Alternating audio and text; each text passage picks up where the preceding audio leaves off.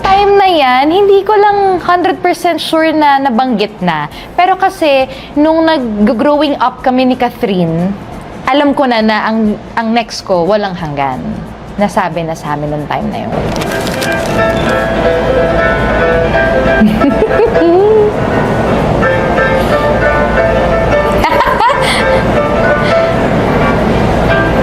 O, di ba ako naman yung mataray dyan?